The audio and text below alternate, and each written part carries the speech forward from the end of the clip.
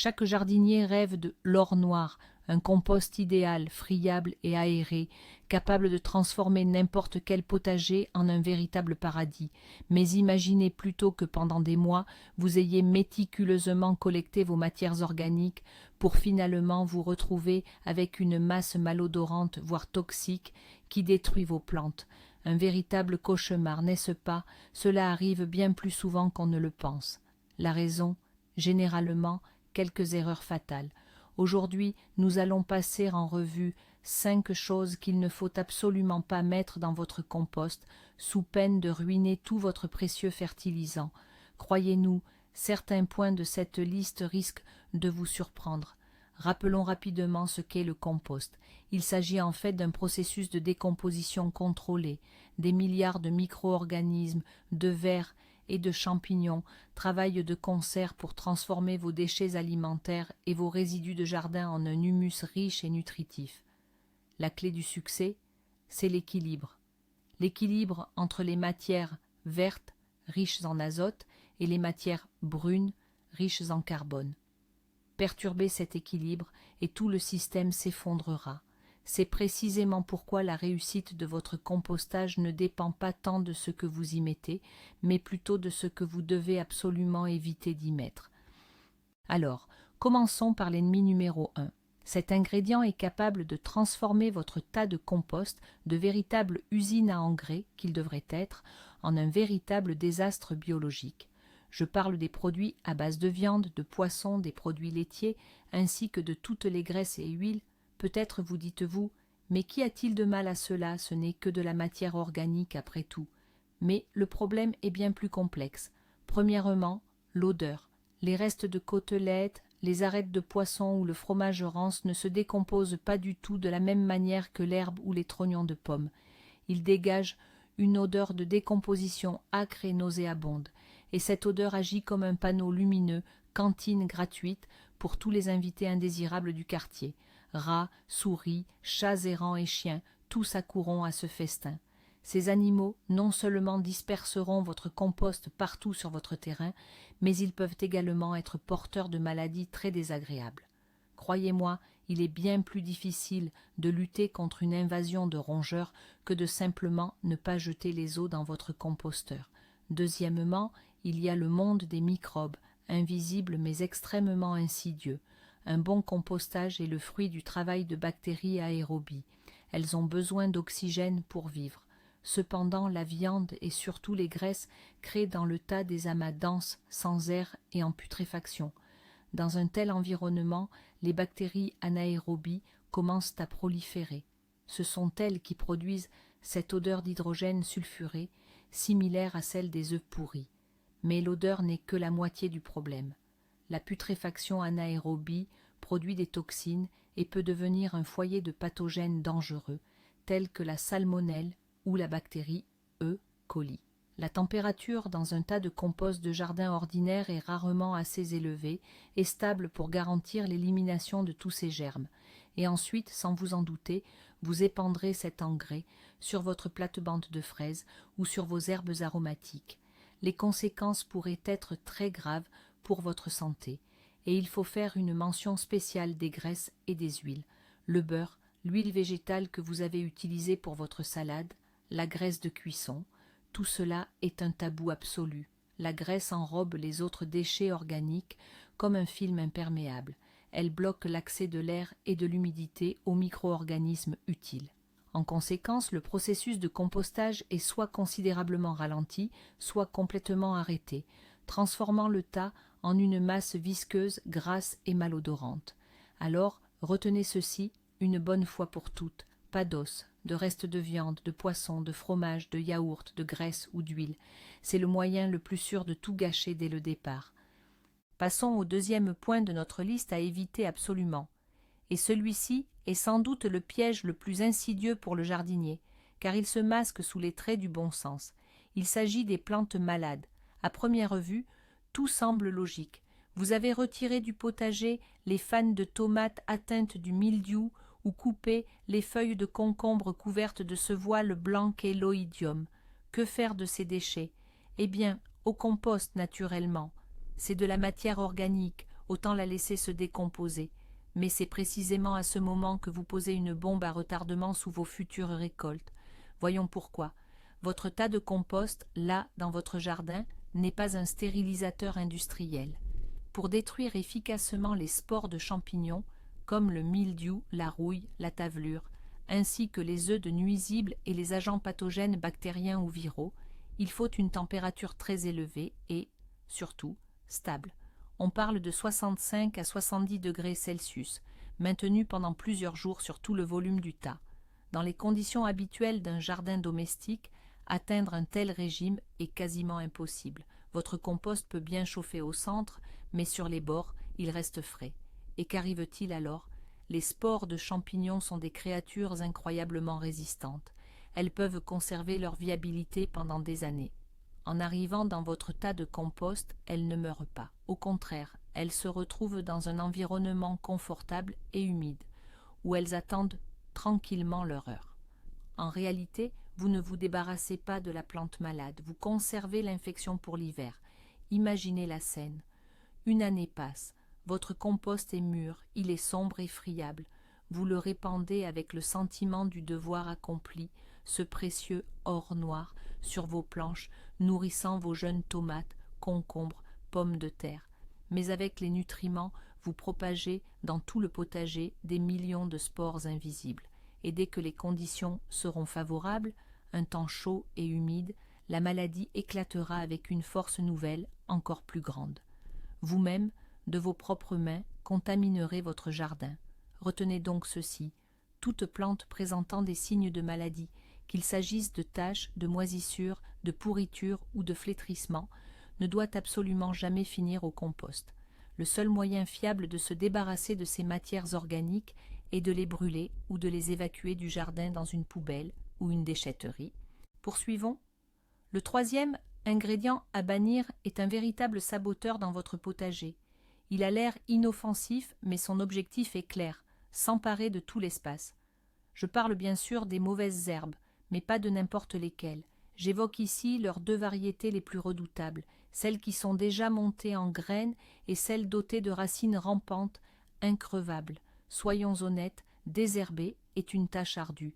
Et lorsque vous arrachez un énième pissenlit à la tête duveteuse et blanche ou une touffe entière de chiens-dents, la tentation est grande de jeter tout ça dans le composteur. Ça va bien se décomposer, non? Pensez-vous. Et c'est là que réside la grave erreur. Loin de vous débarrasser de l'ennemi, vous lui offrez un incubateur idéal. Commençons par les graines. Un seul pissenlit déjà fané peut porter des centaines de graines parachutes. Il en va de même pour le chénopode, le mouron des oiseaux, le chardon et bien d'autres. Ces graines sont conçues par la nature pour survivre dans les conditions les plus rudes. Elles peuvent rester des années en dormance dans le sol, attendant leur heure. Et votre tas de compost, chaud, humide et nutritif, n'est pas une tombe pour elles, mais un hôtel 5 étoiles. Elles ne vont pas se désintégrer. Elles attendront patiemment que vous répandiez le compost mûr sur vos parcelles et, avec bonheur, elles germeront, transformant votre potager soigneusement entretenu en un champ envahi. Mais les mauvaises herbes à rhizomes traçants sont encore plus dangereuses. Pensez aux chiens-dents, aux liserons des champs, à l'égopode ou à la prêle. Ces petits-là ne sont pas si faciles à éradiquer. Même le moindre petit morceau de racine d'à peine 1 centimètre de chien ou de liseron peut donner naissance à une nouvelle plante pleinement viable. Et là encore, le tas de compost est pour elle un milieu idéal de régénération. Vous avez soigneusement retourné la terre, retiré toutes les racines, les avez jetées au compost et pensé avoir gagné la bataille. En réalité, vous leur avez juste accordé un sursis. Dans la chaleur et l'humidité, ces fragments de racines développeront de nouvelles pousses. Et l'année suivante, en épandant votre engrais, vous allez, de vos propres mains, ensemencer votre terrain avec une armée de ces envahisseurs increvables. Les combattre sera alors des dizaines de fois plus difficile. Alors, que faire? Les mauvaises herbes, sans graines et sans racines agressives, allez-y, mettez-les au compost. Mais, quant aux nuisibles tenaces, il faut soit les faire sécher au soleil jusqu'à ce qu'ils ressemblent à un herbier friable, et seulement après les jeter au tas, soit, ce qui est encore plus sûr, les éliminer purement et simplement de votre jardin. Ne vous créez pas de travail inutile pour l'avenir, Abordons maintenant le quatrième point. S'il fait couler beaucoup d'encre, les spécialistes sont pourtant unanimes à son sujet. Il est question de nos chers compagnons à quatre pattes. Nous adorons nos chats et nos chiens, c'est certain, mais leurs déjections n'ont absolument rien à faire dans votre composteur destiné au potager. Je sais déjà ce que vous vous dites, mais enfin, le fumier est un excellent engrais. En quoi les petits cadeaux de nos chiens seraient-ils pires que ceux des vaches? La différence est ici fondamentale, et elle réside dans leur régime alimentaire et leur physiologie. Les vaches, les chevaux, les lapins sont des herbivores. Leur fumier n'est en substance rien d'autre que de la matière végétale fermentée. À l'inverse, les chats et les chiens sont des carnivores et des omnivores. Leur système digestif est conçu différemment et leurs déjections peuvent abriter des parasites et des agents pathogènes extrêmement dangereux pour l'être humain. Soyons plus concrets. Les excréments de chat, par exemple, peuvent contenir des oocystes de toxoplasme, un parasite responsable de la toxoplasmose. Cette maladie est particulièrement redoutable pour les femmes enceintes, car elle peut causer de graves dommages au fœtus. Quant aux déjections canines et félines, elles peuvent contenir des œufs de vers intestinaux, comme les ascaris ou les toxocaras. Ces œufs sont incroyablement résistants à l'environnement extérieur. Ils ne sont détruits ni par le gel, ni par la dessiccation. Et comme nous l'avons déjà mentionné, la température dans un composteur de jardin classique n'est presque jamais suffisante pour les éliminer. En somme, vous risquez de ne pas créer un fertilisant, mais une véritable bombe biologique.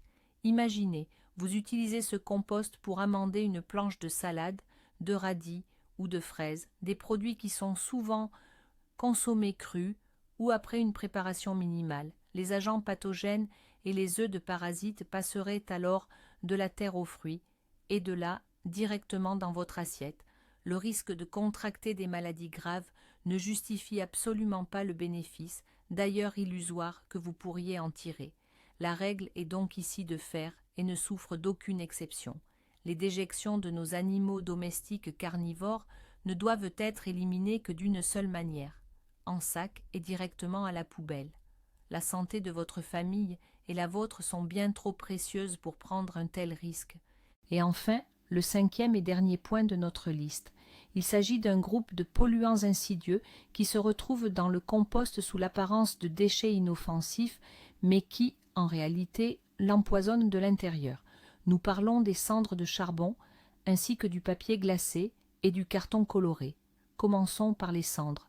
Beaucoup de jardiniers ont une idée bien ancrée, les cendres sont un excellent engrais potassique et phosphaté. C'est vrai, mais avec une précision cruciale. Seules les cendres de bois, issues de la combustion de bois pur non traité, de branches et d'herbes, sont bénéfiques. En revanche, les cendres de charbon, de briquettes de barbecue ou de panneaux de particules traitées sont un véritable poison pour votre potager. Le problème, c'est que ces cendres contiennent bien plus que de simples éléments nutritifs. Elles sont un concentré de métaux lourds comme le plomb, le cadmium, l'arsenic, ainsi que de composés soufrés. Ces substances ne se décomposent pas et ne disparaissent pas pendant le processus de compostage. Elles s'accumulent, d'abord dans votre compost, puis dans le sol où vous les pendez. Du sol, elles passent dans les racines des plantes et, finalement, dans les fruits et légumes que vous retrouverez sur votre table. En substance, en fertilisant vos parcelles avec un tel compost, vous empoisonnez lentement mais sûrement votre terre et vos futures récoltes. Passons maintenant au papier. Le papier, c'est de la cellulose, n'est-ce pas? Un matériau brun idéal pour l'équilibre du compost. Et encore une fois, c'est vrai, mais seulement pour certains types de papier. Les journaux simples, les essuie-tout non blanchis, les rouleaux en carton de papier toilette, tout cela convient parfaitement. Mais dès qu'il s'agit de magazines glacés, de dépliants publicitaires, de catalogues colorés et d'emballages en carton vif, la situation change radicalement. Le brillant du papier glacé n'est pas dû à la magie, mais à un revêtement spécial, souvent à base de kaoline, de plastique et de divers fixateurs chimiques. Les encres vives, surtout dans les anciennes publications, peuvent contenir les mêmes métaux lourds. Toute cette richesse chimique n'est absolument pas nécessaire aux microbes bénéfiques, ni aux vers de terre. Ces substances soit ne se décomposent pas du tout, se transformant en microplastiques et polluant le compost, soit libèrent des toxines lors de leur lente dégradation. Par conséquent, avant de jeter dans votre composteur une énième boîte de pizza en carton souvent imprégnée de graisse de surcroît ou un magazine glacé, réfléchissez-y à 2 fois. Votre objectif est de créer un engrais vivant et nutritif, pas une décharge pour produits chimiques domestiques. Et nous arrivons maintenant au point crucial. La plus grande erreur en matière de compostage, ce n'est pas seulement une mauvaise odeur ou quelques mauvaises herbes. C'est surtout l'illusion d'un bienfait. Vous pouvez faire les choses parfaitement pendant des mois, mais un seul ingrédient mal choisi transformera votre or noir en un véritable cheval de Troie. Imaginez, vous épandez avec amour votre compost mûr sous vos plants de concombre, sans vous douter qu'avec lui, vous introduisez des spores de maladies fongiques que vous y avez mises l'année dernière, ou vous arrosez vos fraisiers, dont le sol abrite déjà des micro-organismes nuisibles provenant des excréments de votre animal de compagnie. De vos propres mains, vous créez un cercle vicieux de maladies et de problèmes dans votre jardin en pensant bien faire. Voilà la véritable horreur insoupçonnée d'un compostage mal maîtrisé. Ce n'est pas une catastrophe immédiate, mais une bombe à retardement. Alors, récapitulons. Pas de viande, de produits laitiers, ni de matières grasses, pas de plantes malades, pas de mauvaises herbes montées en graines, pas d'excréments d'animaux de compagnie carnivore, et pas de cendres de charbon ni de papier glacé. En mémorisant ces 5 interdits, vous protégerez votre compost, vos récoltes et, par extension, votre santé. Merci d'avoir regardé cette vidéo jusqu'au bout. Si elle vous a été utile, n'oubliez pas de l'aimer et de vous abonner à la chaîne pour ne pas manquer nos prochains conseils pour votre jardin et votre potager. Et maintenant, une question pour vous. Quelles erreurs avez-vous commises en matière de compostage? Ou peut-être connaissez-vous un autre ingrédient interdit que je n'ai pas mentionné? Partagez votre expérience dans les commentaires, apprenons ensemble.